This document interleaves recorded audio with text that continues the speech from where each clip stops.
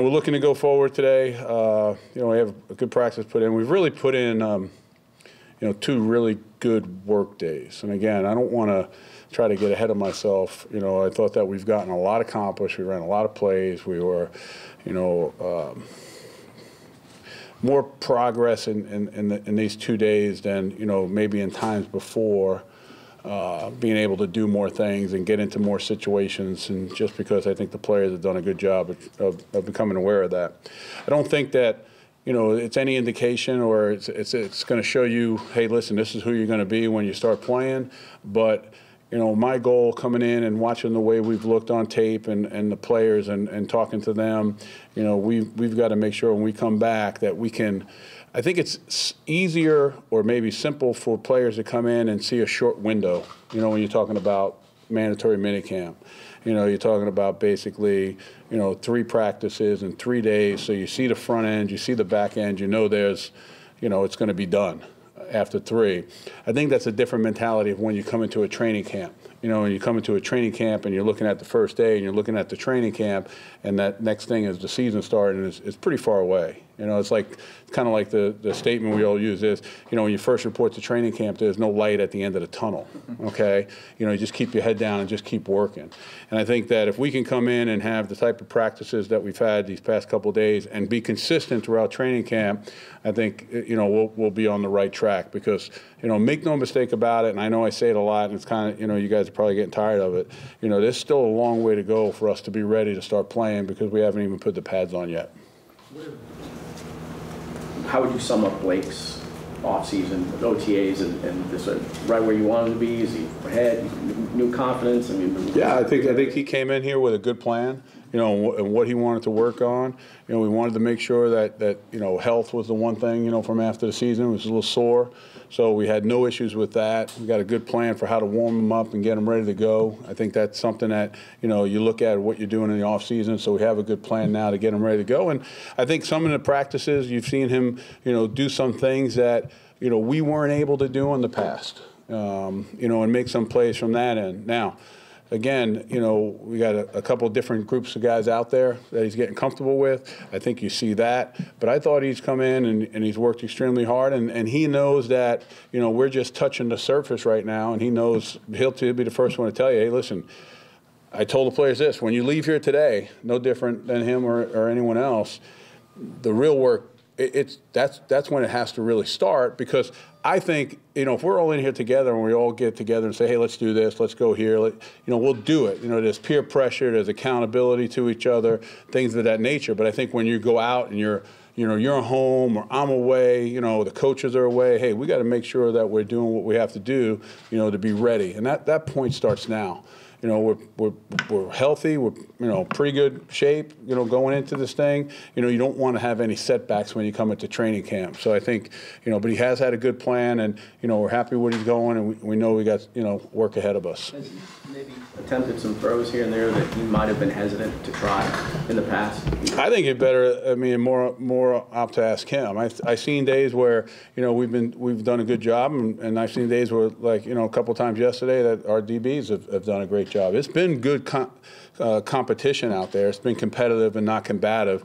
Guys aren't leaving their feet or diving for balls and things of that nature. I appreciate that from a coaching standpoint, and I think our players appreciate that for each other. But again, we've got some guys that are really pushing at their receiver position, and we've got some guys that can run. I like the one thing about when you look at the receiver room, there's a lot of competition in that room. There's a lot of good football players there. How is Blake progressing in the pre-snap stuff?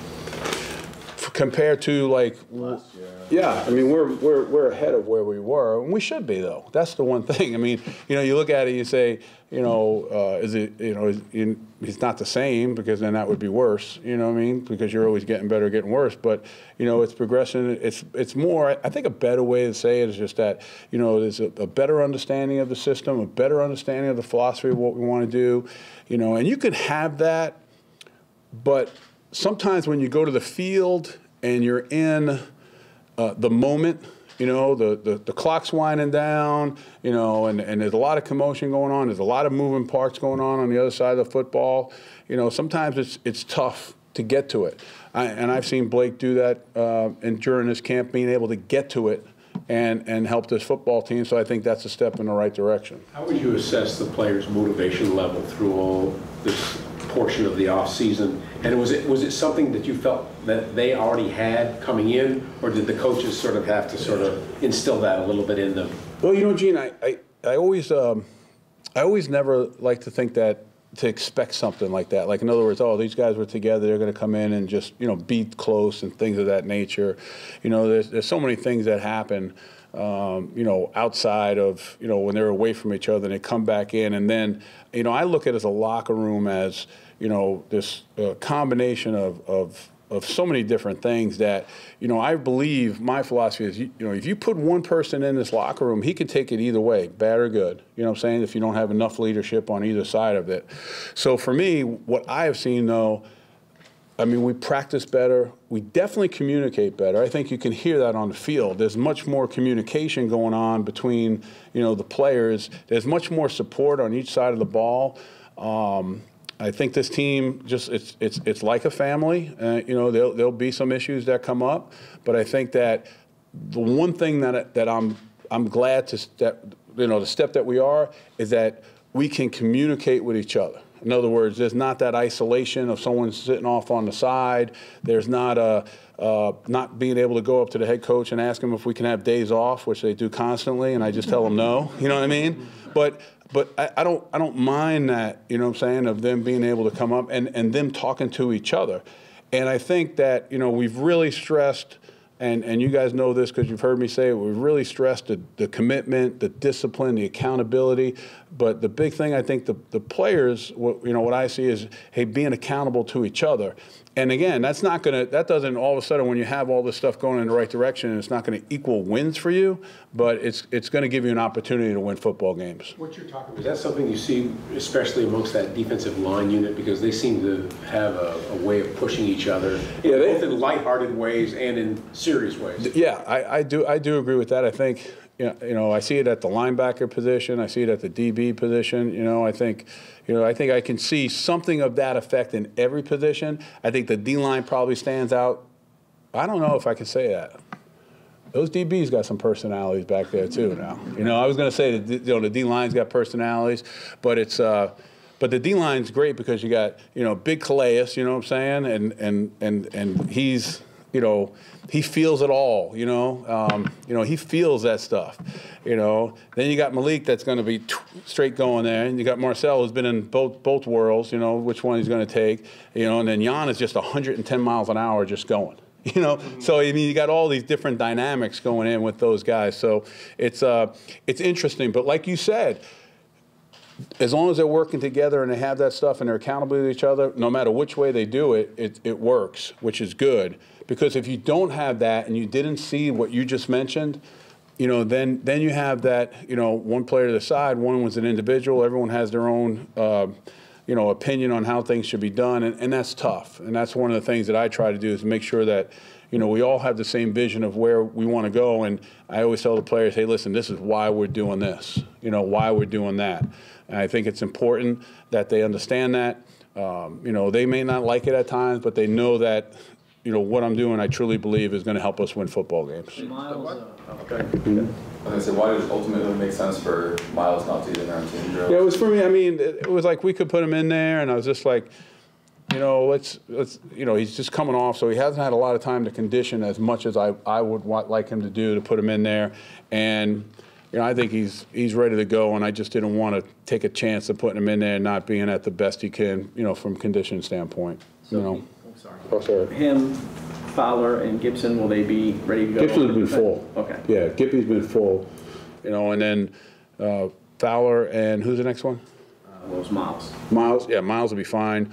We can put him out there today if we wanted to, but I just rather not. And then Fowler, we'll just see how it goes. He might be the only player that might not be able to go to start. I can't answer that. Maybe Tad can get you that one. I'm expecting him to be ready to go. You know what I'm saying? I really am. Doug, you've been mixing and matching personnel throughout the program. Why do you like doing that so much? I want to find out who the best personnel is. You know what I'm saying? I mean, I think that you want to give everyone an opportunity, you know, to either to prove that they should be there, or we should, you know, look at this personnel group, or, hey, what is the best personnel? Because at the end of the day, you're going to try to get, you know, the best players on the field that you can feel that you can win games with. And you know, I think, you know, when you mix it up and you have a lot of guys that can do a lot of things, we're still trying to see, you know, we're still in that phase too now. It's meaning that, you know, we're trying to, you know, see who's going to rise up, see who's going to, you know, take the lead, who's going to, you know, what's schematically is going to work the best for us, and try to plug in our best players at those positions. So even from a standpoint like the evaluation, you know, everyone thinks that we're just evaluating the players, you know, of who's going to make the team, who's not. You know, we're constantly evaluating, you know, what we're doing from our standpoint. You know, do they understand? Is that the best position to put our players in? You know, is this the way we want to attack people, you know, in all three phases? So there's a lot going on. So, and I tend to like to, you know, not only mix the personnel groups, but mix and match the groups when they go.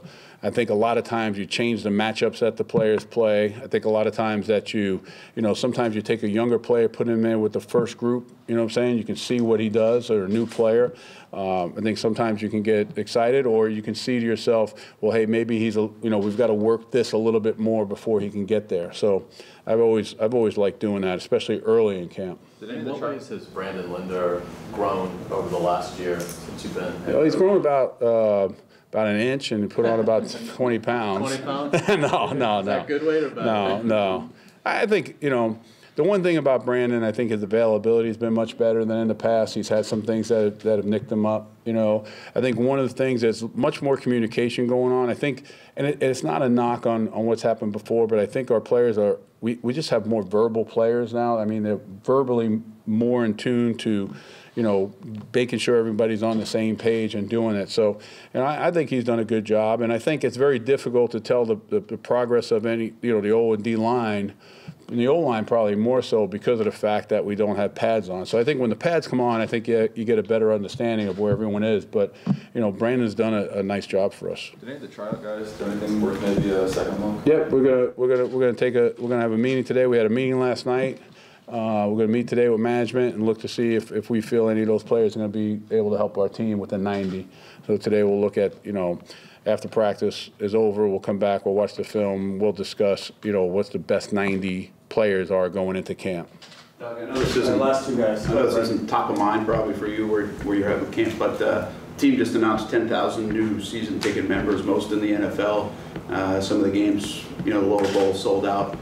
Does that infiltrate the locker room? Does it mean something that just like, oh, that's cool? Or how, as you go toward the season, this place could be rocking like it was against Buffalo? Well, I think so. I think the players, you know, it goes back to the beginning when I first took over, you know, and obviously I was here prior to that.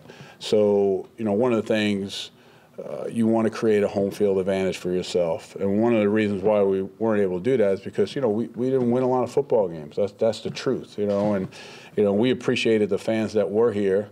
But again, it's, you know, we're responsible for putting a winning product out there that in my opinion, that, you know, not only we can as players and coaches and people that are in this building, but, you know, you want the people that are around that support the team, the fans, to feel, you know, proud of. So I think once and I really tried to make sure the players understood that they have to do this first before you get the fans, you know, to start coming. And, you know, during last year when that happened, and I really think back to the Seattle game, you know, not that the other games were poorly attended, but the Seattle game, it was a different atmosphere. And I think that helped our football team, not only in that game, but the other games at home, because we kind of went on a little run, you know, at home after the first couple, you know, and we're able to win. And I think that, you know, our players, you know, they start getting excited about, you know, coming here, playing here, and the type of atmosphere you can have, because it's not easy now. Before, you know, a lot of times in the league, people would joke about this atmosphere. You know, hey, we're going to go up there, guys, don't get distracted with this. It's a circus type atmosphere. You're not going to hear too much, this and that. And I'm telling you from a guy that came up here and played. So that was said a lot. But I think now it's like, hey, listen, we're going to go up there. It's going to be a little hostile. It's going to be loud. This is what's going to happen. This team's going to get itself going. And I think that our team appreciates that, but they also know how hard they got to work to earn that. Talk about your linebacker, especially that strong side, like with Blair Brown and those guys. Can you assess what you've seen in these three? And do you see progress of where you see? Yeah, I do. I see that, we have some versatility. Blair can play behind the ball, which I think he's better at. He can play on the ball, which he's shown now. I think Leon has come in and done a really good job. I think that he can play the Sam linebacker position also. Brooks Ellis is a guy that, maybe I didn't notice as much last year. But I really think that he's come up and done a good job there. He has multi-position flexibility with Sam and Mike. I also think that, Payne in the beginning, we put him in there without Miles, and he did a nice job and showed he can run. Again, Deion King's done a nice job for us there. I think Telvin, this is one of the best camps I've seen him have, since he's been here. He's really done a good job. We know what Miles can do. So I think from what I've seen from that group is, we have some position flexibility, in that group, which is important. And then, obviously we have, two positions, in that third position. It'll be interesting to see, who wins that position when we put the pads on, with the Sam linebacker position.